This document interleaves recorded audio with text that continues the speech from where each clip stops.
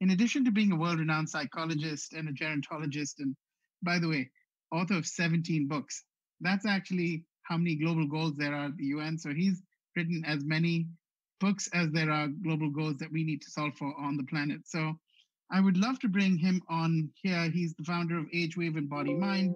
He's just an extraordinary man who's going to speak to the future of where we are here and now. Hi, Ken. How are you? I'm doing great. It's a pleasure to be with you, Kunal. So wonderful to see you again. My God, you really look like a father of the future, present, and the past right now. I haven't seen you with that avatar, so it's amazing. I haven't shaved or cut my hair for the last few months. I'm kind of having fun with that.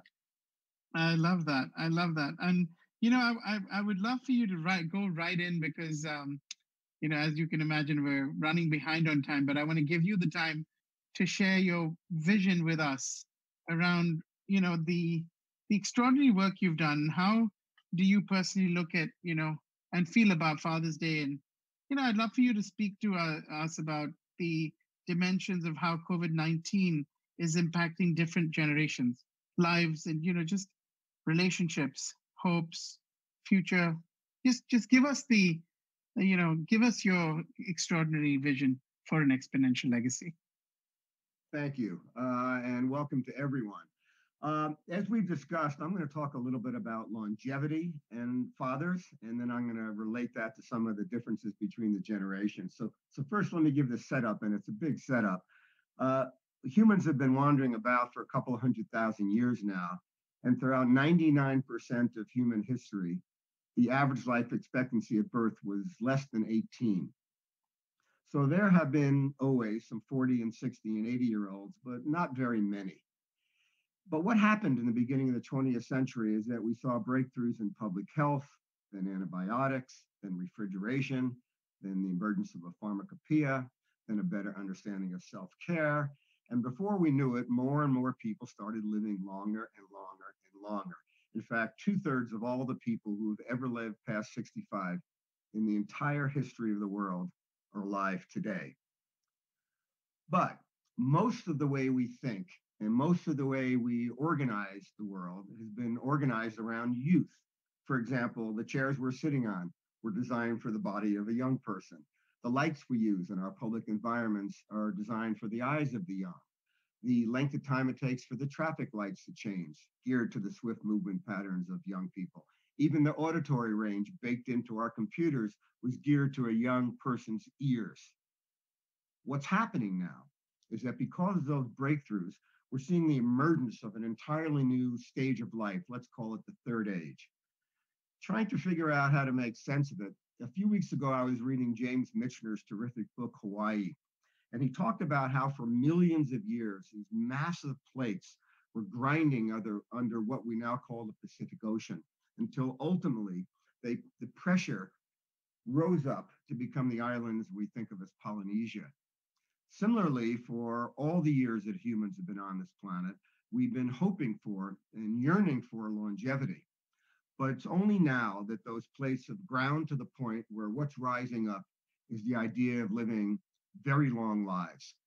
The average life expectancy, for example, right now in the United States at birth is about 78. There are 33 countries in the world that live longer than we do. And as you and I know, and other members of the call who are involved with things like Singularity and X Prize, there's a lot of people who believe that because of exponential breakthroughs coming, maybe in the next 10 or 15 years, 1/2 of all the kids born this year in the developed world will live to see their 150th birthday. So the question becomes, do we take not only the idea of longer lives, but what is it we think about that has been trapped within this young world and liberate it? For example, and I had never thought about this before you reached out to me a few weeks ago. The historical role of fathers has been organized around a short life. Key role was procreator, to make the babies come, to be a provider, to help a little bit with the child rearing. Mostly that was the women's role. To be a teacher and to be a role model. I would also say to be a protector was key to the role of fatherhood. Let me tell you a little story from my own life. When I was around 20, I was kind of a rebellious kid. I was preparing to kind of tune in, turn on, and drop out of my life, studying to be a physicist, and also on the East Coast, and relocate to California to kind of join the movement. And one night I was visiting my parents in New Jersey in their home. And my dad and I used to have lively disagreements about lots of things. We loved each other a ton. And I was with him the last night of his life a few years ago. So we had a very close relationship. But we battled a lot during those rebellious years. And I was living in Pennsylvania for a short while then. So one night I was at my mom and dad's home in New Jersey, and my father and I had maybe the worst fight we'd ever had. And there was a moment where his face was up to my face, and I was saying nasty things to him, and he was talking about how my life was all screwy. And I thought at one point, I thought, oh, I'm going to hit him. And of course, I did not, thankfully. And I stormed into my bedroom that I was staying in my parents' house, and I decided I was going to go back to Pennsylvania. It was storming, raining night. So I jumped out the window, very dramatic I was as a young man. I put on my trench coat, got on my motorcycle, and I started the really treacherous ride in the middle of the night back to Pennsylvania. Normally would have taken an hour and a half. This was going to take about 3 hours. So through the night, I'm storming back, and I'm ranting to myself about my dad doesn't understand me. He doesn't care about me. Heck with him.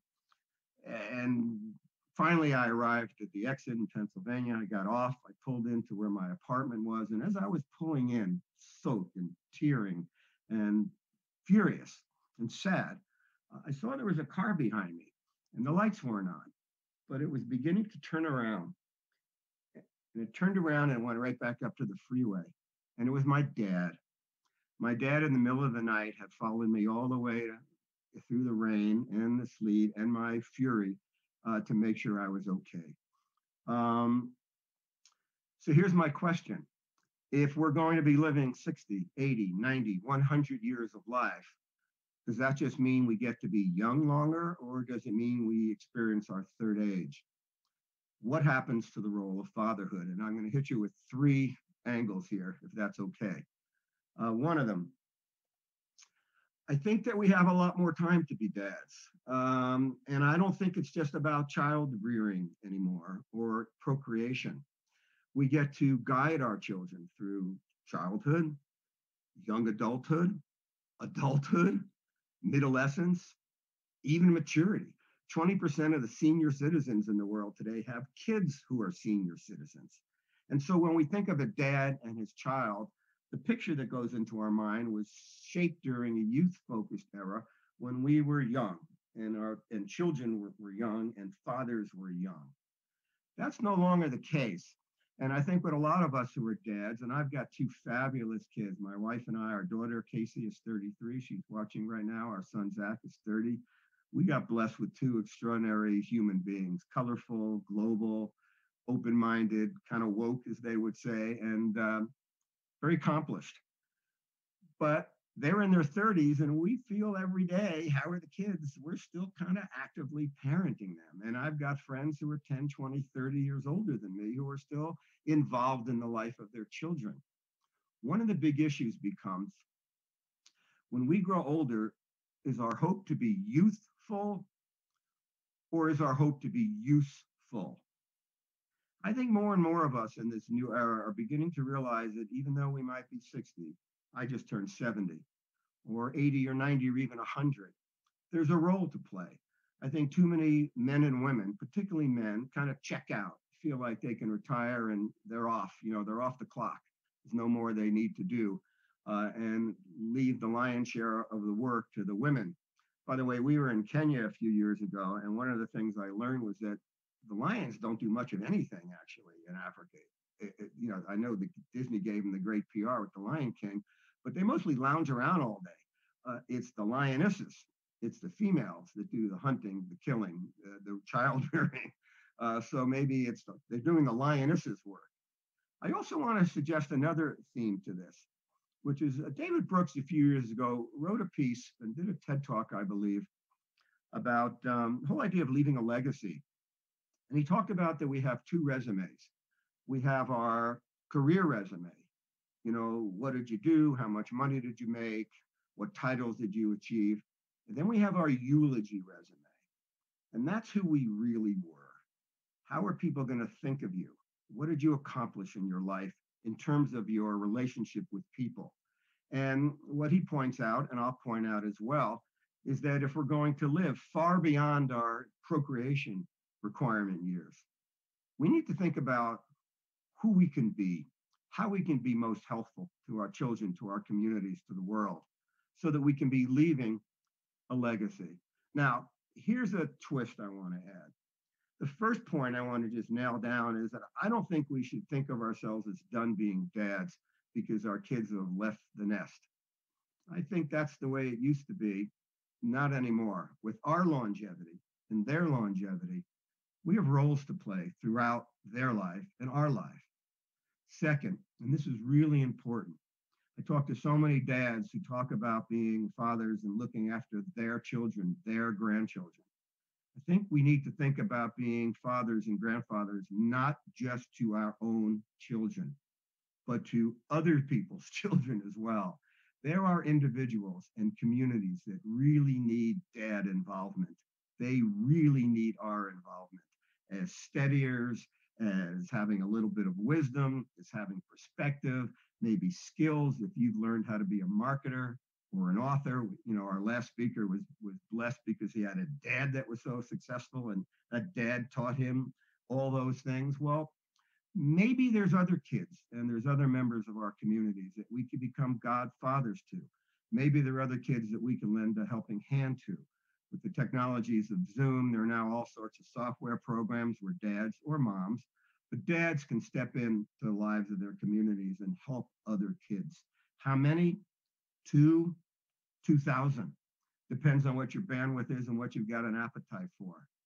I also want to point out that, at least from where I sit, and I don't know if other people are going to be critical today, I give dads about a C, maybe a C minus right now in terms of being leaders.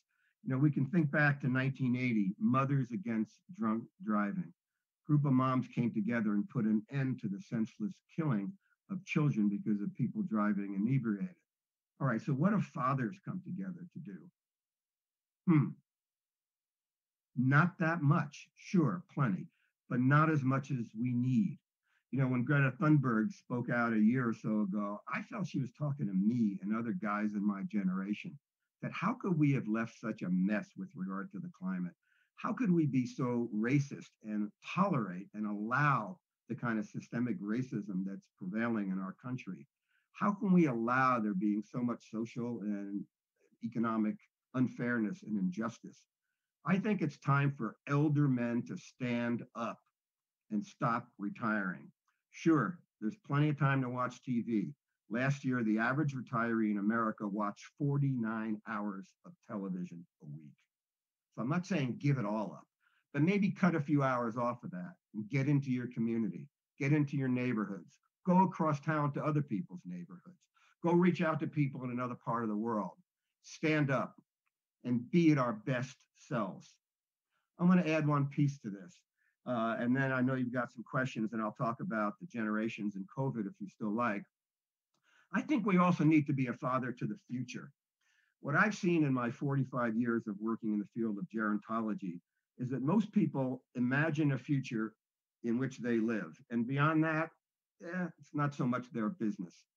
I think we need, those of us who are older, need to think about how do we be fathers to kids not yet born? How do we be fathers to generations who otherwise will be hurting?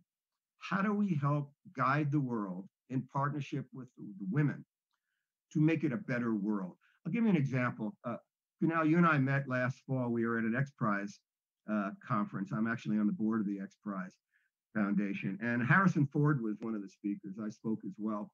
And I had never met Harrison Ford, and he's clearly a charismatic fellow. And he was going on and on about climate and how we need to get all the young people in the world planting trees. We need to get youth planting trees to save the planet. And then I had a private meeting with Harrison Ford afterward. I told him I was happy to meet him. I'd seen a lot of his movies. He was kind of a heroic figure for me. And I said to him, I says, you know, in the United States, we got 68 million retirees, most of whom don't have anything to do relative to the future. Why don't you get the retirees all around the world planting the trees? We've got a billion retirees right now on our planet, and nobody's really tasked them with anything. Besides, think of the meta message that if you had older people, older men, older women, planting trees in whose shade they'd never sit, that would send a different kind of a message to the world than I want to get what I can get for me and my kids and my grandkids. I think the time has really come where we have got to really create a different model of adulthood and a different model of manhood and a different model of elderhood and clearly a different model of fatherhood. And yes, I know there are many of us who never had children. Doesn't mean in this new world of more fluid and affinity-based families, there's not roles for us to play. I want to offer one last comment on this, and then we can turn to the generations for a few moments. I'm not going to go political party here. I'm not going to go individual here. But I look around at the older men who are kind of carrying on the media right now, and it does not make me proud. I think we are showing to the world a version of manhood and a version of elderhood and a version of fatherhood that's in many cases shameful. It's not honest, it's not clear, it's not kind. We need to begin to show as fathers for our children and other people's children and the children to come what it is to be a dad, what it is to be a man, kind, strong, caring, loving, continually course correcting, learning, and growing up ourselves, even though we're older. So there's work to be done. I'm thrilled to be a dad. I would say of all the things I've had in my life or experience, I've got a spectacular wife, 37 years. I've written lots of books, made money here and there, but I don't know, being a dad stands completely apart. It's the thing that has given me kind of the most, complex joy and thrill of watching these beings emerge. So I'm glad to be their dad. Thank now, you. Did you want me to switch over to the generational theme? Yes, no, it's so amazing. We are running a little behind, so I'm going to actually only be able to ask you a couple of questions. Okay. Although we would go on for a whole day, and you're going to come back. So, this is a continuum of a conversation, but what you just said was so poignant and powerful around, today's leadership is really not necessarily embodying what fatherhood should be as elders. And the other thing that I took away that was so important and powerful is, and this is the thesis of We the Planet, is imagine if we could unite the youth and the elders, which is a billion, more than a billion actually in the youth, and, billion elder, and actually have them united, plant 1 trillion trees. That alone would probably start to save the planet. And, also start to bridge the divide between the youth and the elder, because I feel like a lot of the times the youth are angry with the elders without necessarily enough knowing. And I think Anthony Scaramucci said it best. I'm sure if the youth and the elders got together, they'd see that there's not so much to be angry for and more to be united around, because I'm sure the elders also want to see the planet flourish for their future generations. So the first question I'd ask is, how do you feel personally about sheltering in place during COVID-19, and what does that mean to you? Well, I grew up in New Jersey. I was born in 1950, and we had a bomb shelter. So I don't like the word sheltering so much. So I prefer to think of this as cocooning, a little bit like a caterpillar gathers itself and reconstitutes its nature and then turns itself into a butterfly. I thought of this as a pause. I think the whole planet has been given a near-death experience, and we've all been kind of told to go to our rooms, take a time out, and think about things. And maybe you can come out as better people from this. So I'm actually valuing this cocooning period. It's a time for a lot of thought and a lot of, hopefully, personal change and improvement. That's so amazing. That's exactly what I feel like, that the world is kind of reminding us that, listen, you need to sit down and think about what you want to leave behind as a legacy, as families, as humanity. And it's so funny you say that, because that's exactly what I felt around the COVID-19 crisis. And with that, what can older adults be teaching younger adults about dealing with this disruption? Yeah, let me set the context that I think older adults, while there's a greater risk for lethality and fatality from COVID, they're actually doing quite well. They're not having to get fired. They're not worried about, being let go of. They're not having to, raise little kids and teach them at home right now. They're, in some ways, they've got some safety nets, and in some ways, they've also got a lot of perspective. So if you look at all the studies, they're not as rattled as young people are. On the other hand, a lot of young people in their 20s and 30s are like, what just happened to my life? And who can I count on? And will I ever fall in love? Will I ever be able to earn a living? I mean, so I think a lot of older people could be steadying the younger generation and helping them through these complicated moments, and also sharing some of their well-being. And I know that that's an odd thing to think of older people who might have physical problems. They've got greater mental health reserves than we often think of young people having. So I think it could go that way. On the other hand, I think young people could teach older people two things. Number one, how to be more relevant. A lot of older people are still living back in the day. They haven't learned modern technology. They don't know the latest cultural trends. And by the way, in America specifically, in our 75 and over population, it's 80% white. In our 25 and under population, it's less than 50% white. We're a minority majority. So partly if younger people would get with older people and teach them what it is to be a young person, about multiracial relationships and about fluidity, sexual fluidity, and about modern music and tech, it would help older people be less irrelevant by their own inactions. I also think that there's a lot of tech skills that older people are going to need now that we find ourselves in a world where telehealth is not coming, it's here. And we're staying socially connected requires the ability to work this technology. So I think there's a lot that can be shared back and forth. And I don't necessarily mean just in your family. It could be your apartment building, your neighborhood, or across the pond in another part of the world. Amazing. Well, that's amazing. It's so true. Well, I'd love for, for the last question to be your long-awaited book, right? What retirees want, a holistic view of life's third age, which I think we're going into in some capacity, will be available next month, which is exciting. Can you give us a small preview? And I know hopefully we'll have you back next month at SDG Moonshots and Novus as well. Sure. I took 10 years since my last book, so this is one that's been cooking for a while, and it represents, there were a group of us that put in about 70,000 hours of work over the last decade to research all the different dimensions of what's emerging as this new third age of life, both for individuals who are wondering, who can I be next? Where should I live? How do I give back?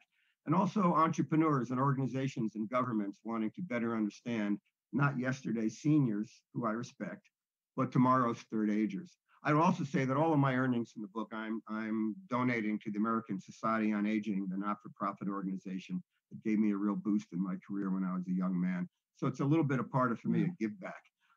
Yeah, and that'll be out in a couple of weeks. I think it's available now to buy on Amazon. Thanks for asking. And no, I love that. And I'd encourage everyone on here to go and get that book so that we can ask you more questions and have you again next month. Thank you, Ken. You Thank really you. All the best role model. Happy Father's Day. Fathers for the future. And one last thing, what would you consider the role of a father to be? Just one last parting thought before we end this session for the future. Guide. I'd say a guide. Life's a crazy journey, and with exponential change is happening faster and faster. And so we all could use a responsible, thoughtful, caring, honest guide who can help us make the journey. And it doesn't mean the guide is always right, but the guide can provide a lot of help. I love that. Thank you so much for being a guide to me and so many others. I hope I get to be a father one day so I can live up to be an extraordinary one like you and my dad. So thank you for being here with us, Ken, and thank you for your voice, vision, and your work and your legacy. Thank you, Sunil.